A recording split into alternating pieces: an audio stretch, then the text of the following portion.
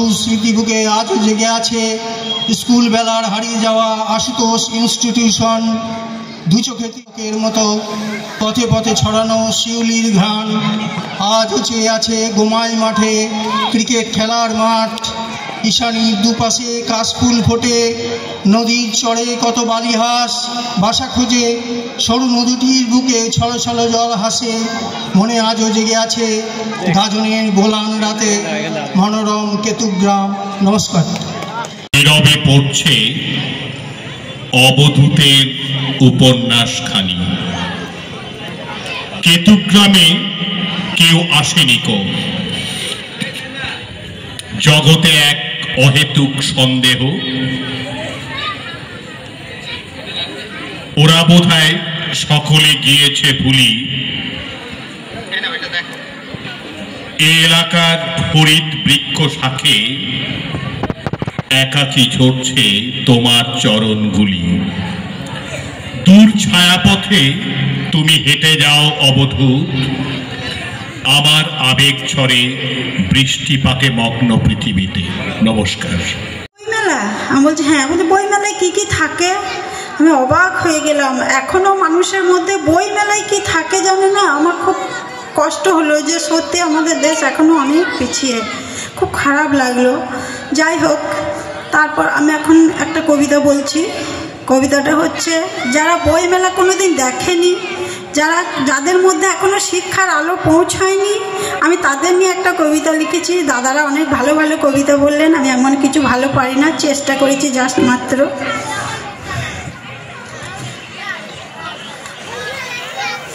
বইমেলাটা কি? আরে তুই কোথাকে যেছিস? দিলি তো পিছন ডেকে। বইমেলাটা দেখবো রে ওই বল খেলাটোর মাঠে। সেটা আবার কি বটে রে? খেতে হয় নাকি মারতে? দূর বাবু, আমি কেমনে জানবো? বাবুরা সব সেজে কুজে বইমেলাতে গেল, বাড়িতে ওরা লাই, তাই আমারও ছুটি হলো। তাই আমিও ভাবলাম নতুন জিনিস ভাই, বইমেলাটা কেমন বটে দেখে আসা চাই। তাহলে চ, আমিও তবে যাই।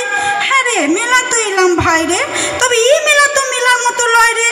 কত মেলা দেখেছি মোরা বল, নাগরদোলা, চুরির দোকান কই, নিদেন পক্ষে চপ মুড়ি আর পাঁপড়ের দোকান তো চাই। সেসব না হয় বাদই দিলাম, গামলা রসের রসগোল্লা তো ভাসছে গেলাই, লাল লাল জিলিপি তারও পাত্তা লাই। একে আবার কেমন মেলা কই? আরে ব্যাস দেখ কিনে, সব দোকানই শুধু বই। হে হে, আমার বড্ড হাসি পায়। সারে সারে সবাই দেখ কিনছে কেমন বই। কেউ উল্টে পাল্টে দেখে আবার ঠই। উদিক পানে স্টেজে কি বলছে দেখ, দাদু নাতি দুই ভাই একসঙ্গে পড়তে যায়। নিরক্ষর থাকে যে, চোখ থাকতে অন্ধ সে। কি আর করি, এলাম যখন ভাই, বই একখান কিনিগা চল, ওই দোকানে যাই। আমার একখান বই দেন তো। কি বই? দোকানদার কয়। আরে বাপু, নীল লাল 2-20 টাকায় যা একখান হয়। দোকানদার বুঝতে পেরে একটা বই দেয়। বই খুলে ছবি দেখে, হাঁ তো রে, এ তো দারুণ সুন্দর, খুব ভালো।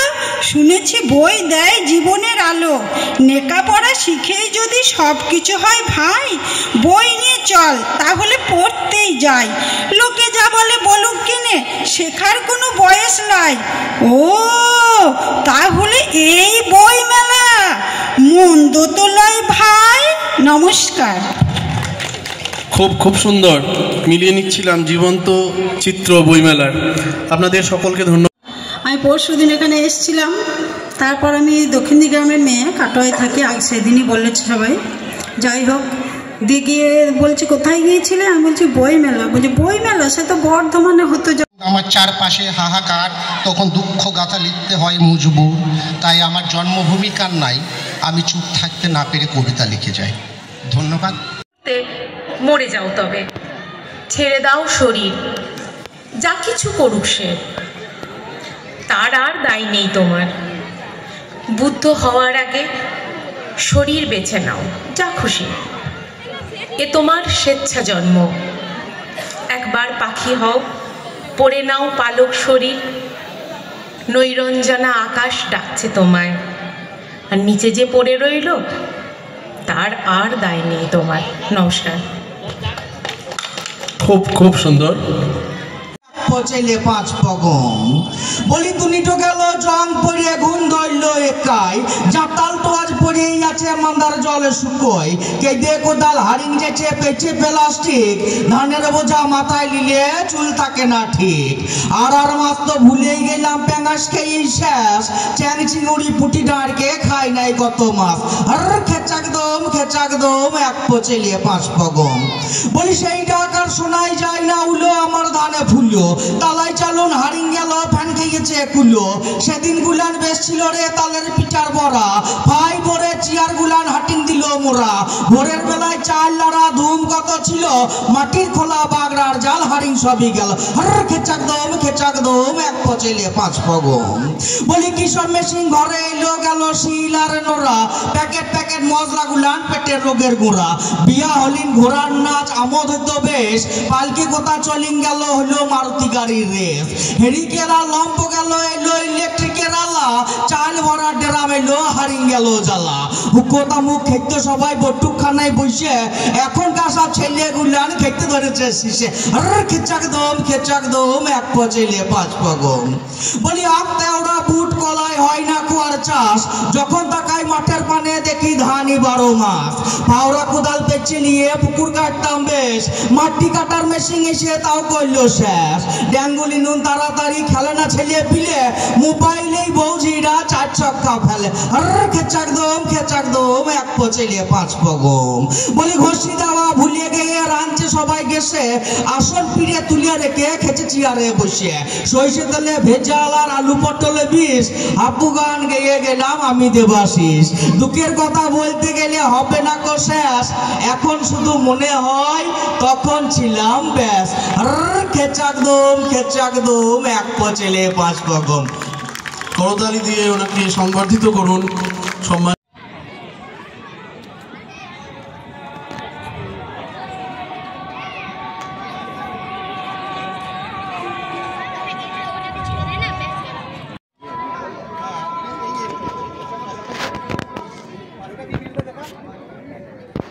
যারা আছেন তারা প্রথম তাদের যে মহৎ উদ্দেশ্য এবং আইনি পরিষেবা সমিতি যে আমাদের কাটোয়া শাখা আছে তাদের পক্ষ থেকে বা শাখার পক্ষ থেকে যাতে 3 নম্বর অনুচ্ছেদ পর্যন্ত কিছু যে অধিকার মানুষের, সেই অধিকার কিন্তু এখানে দেওয়া আছে।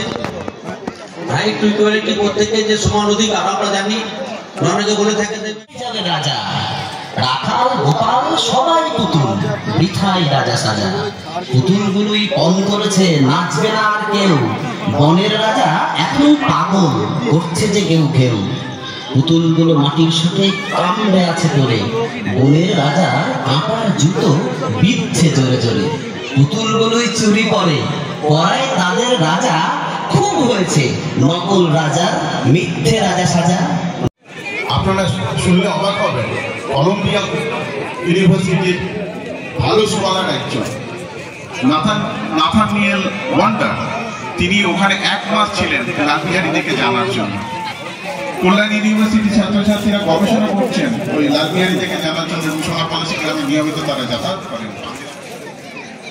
রিজিয়া নাটক প্রথম মুসলিম মহিলা শাসক, তার জীবনচর্যা, তার শেষে জাতির মধ্যে শিক্ষা বিস্তার না ঘটাতে পারলে অদূর ভবিষ্যতে জাতপাতের একটা বধ্যভূমি তৈরি হবে এই বাংলা। লালবিহারী দে কম্পালসারি এডুকেশনের কথা বলেছিলেন, বাঙালিকে শিক্ষিত করতে হবে। বাঙালিকে শিক্ষিত না করলে এই বাঙালি জাতি কখনোই এগিয়ে যেতে পারবে না। চিকিৎসালয়ে ভর্তি করেছেন, তারপর সেই মানুষটাকে সার্কুলার রোডে জন্ম যদি এই বঙ্গে কৃষ্ণ ক্ষণকাল, এবং সেখানে শ্রীমধুসূদন লেখা আছে। আমরা মাইকেল মধুসূদন যদি মাইকেল না হতেন, তাহলে আমরা বাংলা সাহিত্যে অনেক টাকা দিয়ে প্রবেশ করতে টিকিট কেটে এরা একটু গ্রামে, এবং আমি মাধ্যমিক পরীক্ষা দিয়েছি এই তেজগ্রাম হাই স্কুলে। সুতরাং সেখানে আসতে পেরে মনের মধ্যে আলাদা একটা আনন্দ ধারা প্রবাহিত হবে, এটাই স্বাভাবিক। মঞ্চে এবং লালবিহারী দেখে দের ইচ্ছা বাঙালিকে শিক্ষিত করতে হবে। বাঙালিকে শিক্ষিত না করতে পারলে বাংলার কোনো ভিত্তি নেই। জানা প্রয়োজন আছে। এই যে জায়গাটায় মেলাটা হচ্ছে এর পাশেই রয়েছে বর্ষা পুকুর, ঠিক পিছনে। এই বর্ষা পুকুরের যে ইতিহাস, বর্ষা পুকুরের ওপরেই রয়েছে চণ্ডী ভিটা। আর আপনারা এই মঞ্চের নামকরণ করেছেন চণ্ডীদাস মঞ্চ। চণ্ডীদাসের কেতুগ্রামে চণ্ডীদাসের কথা প্রথম কে বললেন? আজকে এই বইমেলায় যার সম্পর্কে বলা সব থেকে উল্লেখযোগ্য মানুষ তিনি হচ্ছেন রামকৃষ্ণ চট্টোপাধ্যায়। এই কেতুগ্রামে বাড়ি, তার জন্ম 1907 সালে। 1907 সালে তার জন্ম, মারা গেছেন বোধহয় বছর 8-9 হবে। তিনি ছিলেন এই কেতুগ্রাম আশুতোষ মুখার্জি স্কুলের ইংরেজি শিক্ষক এবং এই মানুষটা প্রথম তিনি বলেছিলেন যে চণ্ডীদাসের জন্মস্থান কেতুগ্রাম। তারপরে উল্লেখ করতে হয় আয়ুব হোসেনের নাম, ডক্টর হরেকৃষ্ণ মুখোপাধ্যায় তাঁর নাম। সর্বোপরি যিনি কেতুগ্রাম এবং কেতুগ্রাম এলাকা, এই সংলগ্ন এলাকার মানে বিস্তারিত ইতিহাস লিখে গেছেন, তিনি হচ্ছেন কাটোয়া কলেজের পদার্থবিদ্যার অধ্যাপক ডক্টর কালীচরণ দাস। আমি সৌভাগ্যক্রমে তার সহযোগী ছিলাম, সহলেখক ছিলাম। তো যাই হোক, এই কেতুগ্রামের ইতিহাস বলতে গেলে প্রথমেই বলতে হবে কেতুগ্রাম নামটা হলো কোথা থেকে। এই কেতুগ্রাম ছিল পাল রাজাদের, সামন্ত রাজাদের রাজত্ব। আমরা জানি গোপাল, ধর্মপাল, ভূপাল এইসব নাম করা ইতিহাসে পড়েছি পাল রাজাদের কথা। তাদেরই বংশের একজন পাল রাজা চন্দ্রকেতু। ওই চন্দ্রকেতুর নাম অনুসারে এই কেতুগ্রামের নাম কেতুগ্রাম। চন্দ্রকেতু থেকে কেতুগ্রাম।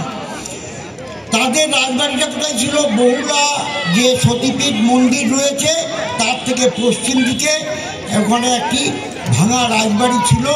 আজ থেকে আমাদের রামকৃষ্ণবাবুর সাথে